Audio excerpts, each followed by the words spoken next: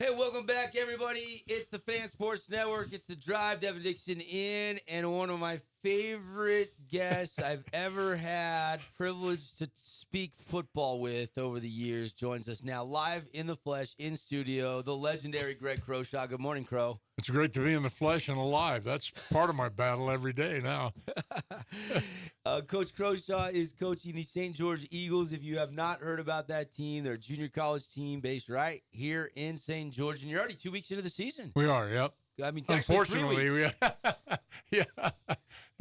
we've played two games against two of the top junior college teams in the country, New Mexico Military and Snow, and we certainly got an eye-opening. But now we're in a part of the season. The rest of the year we should have a great chance to be very competitive and, if not, win them all. So we're looking forward to it. Yeah, Eagles, don't have a home game yet, but this is the first home game tomorrow night, 7:00 over there at Snow Canyon High School. And, this is a team that you compiled over the last 12 to 14 months. Tell us about your team a little bit. It looks like you're playing two quarterbacks right now. Let's start with the offense.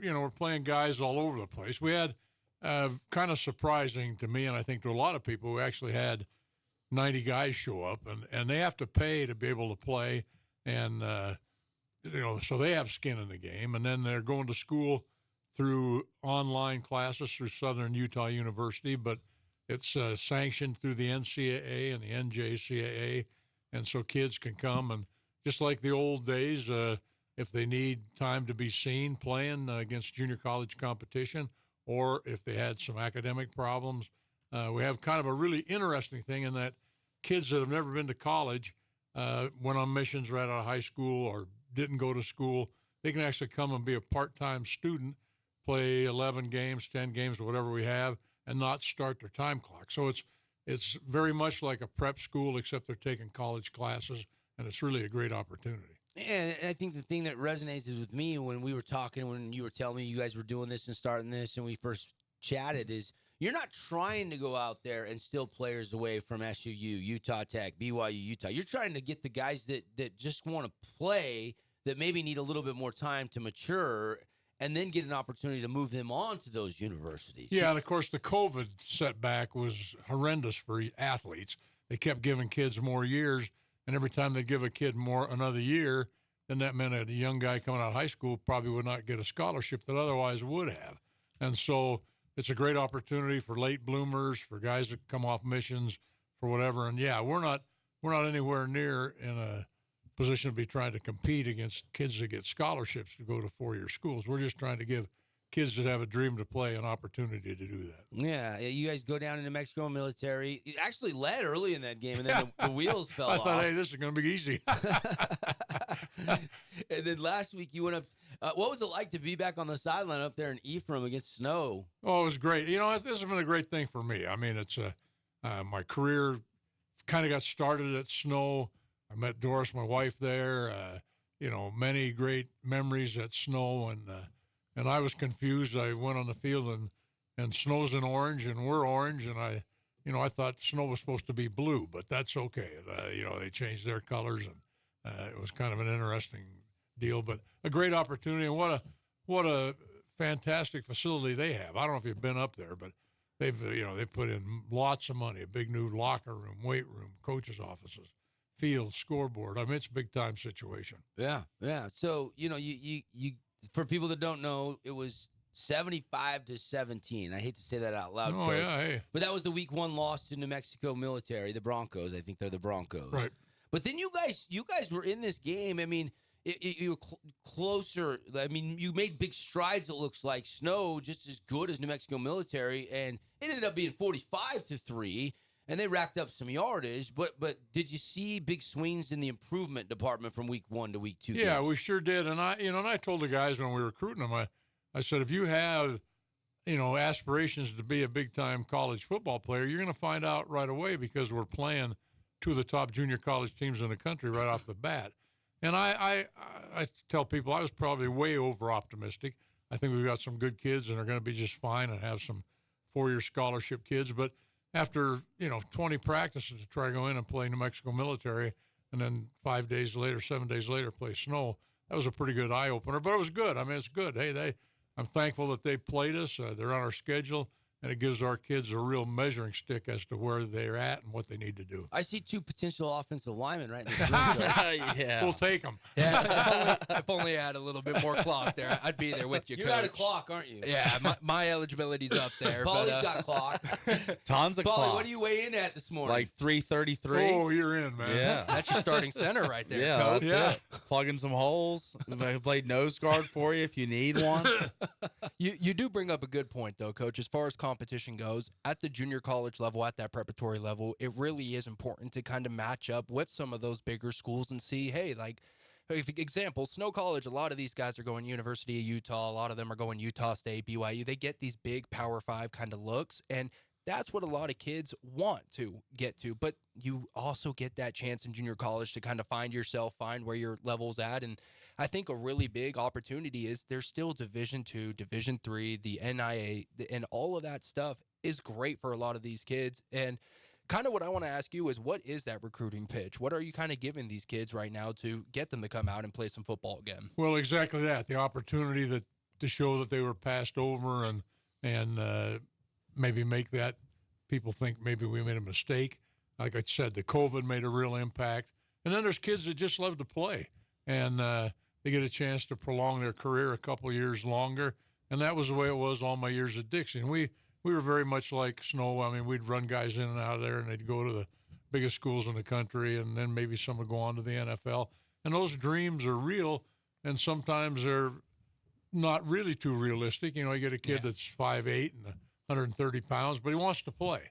And it gives them an opportunity to come and prolong that opportunity. And I always tell guys, and we just go out and recruit like we always did. You've got whatever now, workforce now, you're going to work till you're 70 or how old you're going to be. You've only got a short window to play athletics, and if you love doing that, then why not give it a go and be part of a team? And I think learn great life lessons that help you down the road to be competitive. I always tell guys, if you think it's tough now, wait till you got a job you got to go to every day. You got mortgages you got to pay. You got kids you got to feed. This is going to be the best time of your life. The work is just coming around the corner. Coach, you have a player, and I'm not sure how familiar you are with his name's Andon Delfo, running back, listed as running back out of Royal City, Washington. You got a kid on this team that played at my high school. How the hell did you recruit the farmland in Washington? Hey, Washington, man, that's my territory. I've got eyes everywhere. Oh yeah, I got 2 or 3 guys that played for me at Dixie that coach up there. Banks and Bankhead, 2 really good players that were in the transition to go to Utah Tech, and they're coaching up there. Now, I mean, I've got 2 kids that actually come from Africa. I mean, they didn't come straight from Africa to play here, but they came to the United States, and it's amazing to me how football is spread around the world. I mean, you got teams in Europe now, you know, and you have had for a while, but guys are wanting to play, and this is a great opportunity for them. I'm seeing, you got a Canyon View, Cedar, Pine View, Hurricane, couple from Desert Hills, Crimson. You've got, I don't know, do I see any former Flyers on the road? It looks like you've almost got a player or 2 from all of our your kicker, A.J. McCarroll. I remember him at Pineview a couple years ago. He's a pretty good kicker. Oh, really good. Yeah, well, our kicker and punter guys that could go Division I real easy. Moulton, a big-time player. Yeah, a big-time player. And that was, that's always been my mantra. If you're a local kid and you want to play, there's a spot for you. That's where we started recruiting, and then I really branched out and went up 89, Beaver, Richfield, South Sevier. Those kids get overlooked. I mean, big schools won't take the time to go in and see some of those kids. Mesquite, I think Lincoln County. I mean, we've given those kids opportunities, and then you get into guys from, Salt Lake City, the Bingham kids and the Highland and the, Tempview, all those guys that are playing 6A football. And so it's a great opportunity. And then the calls that come in. And the thing is the guys that played for me, I hate to even say, like 40 or 50 years ago, are back, in Detroit or living or wherever, and they hear about it and they say, hey, we've got this kid or that kid. And that's how it works, and that's what you try to take advantage of. Yeah, it looks like you got a pretty big roster, and now you're getting into the part of your schedule where you guys can win some games. And what's the postseason possibilities for you guys in your inaugural season? Is there a chance to play a postseason? Say I don't you win know. out and you go 8-2.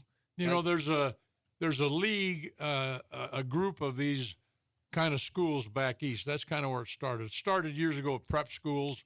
Kids would go to prep school, but like I say, they were taking classes that they were high school classes. Now they can actually take college classes. There's an association of 15 or 20 schools back east. They actually played a bowl game in Florida.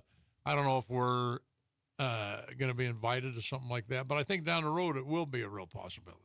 You play the Ogden Jets. Greg Croshaw, legendary coach of the hometown team here, the Eagles. I like the logo, by the way. The logo turned out really good. Yeah. I'm looking at some of these other teams on your schedule and their logos, and yours is way better. Yours is way better.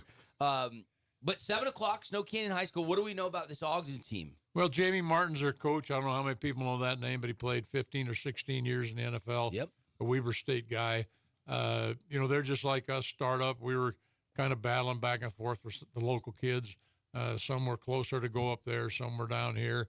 They're very similar to what we are. They had a win last week against a team that we're going to play and down the road. And so, you know, it should be a real competitive game. We're looking to do quite well. Our kids are excited to go out and play and kind of be maybe somebody that might have be a favorite. I don't know if that's true or not, but we're certainly feeling that way. Yeah. Give us a little glimpse of if fans go, what are they going to see? I mean, are you guys pretty balanced run to pass ratio right now? No, and it's crazy for me because I was always A run line up guy. and run it. Yeah. But things have changed and kids aren't interested in that. My offensive coordinator is a guy, Mike Graychak, who came from. He actually won 2 or 3 state championships up at South. Up out of Park City, South Severe? South Severe is one of those, South Summit, I think. And great job. But everybody now I have to shut my eyes when offense goes out there because they're all like air raid, Mike Leach, But that's what kids want to play, and if you aren't, able to adapt and do that, then it's kind of hard to tell everybody we're going to play 2 tight ends and a fullback and run the ball because nobody does that anymore. And so. That's what we're doing, and we're very similar to most everybody. But we're still defensively, we're going to be a group that lines up and gets after you, try to come from different places and blitz and make you, if they're going to beat you, do it under pressure. And so that hasn't changed. And I can keep my eyes open when defense is out there. There you go. Yeah. And Emory Thornton is your quarterback, or you've been playing 2 quarterbacks. Yeah, he is, and he's a great athlete. We've got an Orton kid, Sam Orton, come out of Kanab that hasn't played for 3 years, and he's getting better all the time. 6'5", got he was working in a cabinet shop for his brother-in-law, and he actually left Kanab and went to play basketball, and didn't, ended up liking that, and then got working, and we were able to find him, and he kept saying no, and then I left him alone, and then about a week or 2 before the season, I called and said, "Hey, Sam, you getting that itch?" And he said, "You know what? I think I am." And I'm really thrilled to have him out there. He's getting better all the time. So we've got quite a few guys like that. What will the roster look like year to year? Will some of these guys play a second year, and others will try to move on? We're trying to move them on. That's a promise I make them, and we'll try to keep to that. But yeah, in reality, some kid could actually play 3 years if he came and went the part-time student-wise. He could come back and play a freshman and sophomore year. And so we're trying to get in the mode that I was very fortunate at Dixie to do for years, that we had a group of sophomores that were there to help lead and direct the freshmen that come in. And then when they leave, the other ones move up, and you just keep rolling your squad like half and half. And that's the plan. We're trying to get to that where we'll have spring ball. We'll have guys going to school. We'll bring in, if we can have 35 to 40 kids coming back next year from this year's team, you'll be that much better off. Then they can bring in the young guys and kind of bring them along. Obviously, if there's a good enough player to step in, that will happen. But in reality, if you just keep rolling it that way, that's the way you're going to build a successful program. I was going to say, I actually had the opportunity to play at one of the most successful junior college programs out in California, the College of San Mateo, and that's exactly how they do it. They get those sophomores in that lead the way. A lot of these kids, when they come in as true freshmen, are actually ending up doing the gray shirt route where they're not playing that first year. Then they come in, like you said, you can make a junior college route a 3-year, and that is what makes those programs great. You look at San Mateo, you look at Snow, you look at Frisco, some of these cities, schools that really have built a long-time program. That's what they do. It's kind of building that leadership and longevity. So I like it. If you can get guys in and keep them in, that's a big part of it. Well, then, and then we were talking before going on the air. The key is, and I was smart to figure out years ago, is the lineman. Offensive linemen make everything go, and then, of course, defensive linemen. But you got to find the big guys up front. Yeah, yeah. Is that something that is getting better each week? Well, I think they're a premium. I mean, those guys are a premium for everybody. I mean, I talked to a good friend that's offensive line coach at UCLA. They're trying to find them. They're interested in 2 or 3 of our guys, and everybody faces that same challenge. And now, there's so many crazy things going on that I have no clue. The portal, paying players, the whatever that thing is. It's crazy out there. And obviously, you can turn around pretty quick, Dion. Yeah, yeah. Coach Prime, you're taking notes, man. He's like preaching in church, man, and that team's buying in. Oh yeah, he's got that locker room won over, doesn't he? Yeah, you win one game the year before. The crazy thing is I don't know how you could have ever done that. I mean, in years gone by, you could only bring in 25 new guys a year. Yeah. But now with the portal, I don't know how many. There aren't very many guys that were on that team last year. Right. Coach Greg Croshaw hanging out with us. Home opener for the St. George Eagles junior college team, 7 o'clock Saturday night over at Snow Canyon High School, taking on Jamie Martin's Ogden Jets. Do you have film on them? Have you been breaking down film? Yeah. You look at that film and try to figure out where to get after them. I just want to say that it's a cash gate if you want to come to the game. Kids are free. Students are free. Seniors, I could get in for $5. They might charge me 10. I don't know, but to get through the gate. And then adults 10, but it's a cash thing. We're going to give out all kind of T-shirts and stuff to kids and awesome. Try to make it, so it's a family deal. I love it. Saturday night, if you're looking for something to do, Snow Canyon High School, you can see Coach Croshaw. Will you break anything on the sideline, or are you pretty calm now? No, I'm I don't have enough strength to break anything anymore.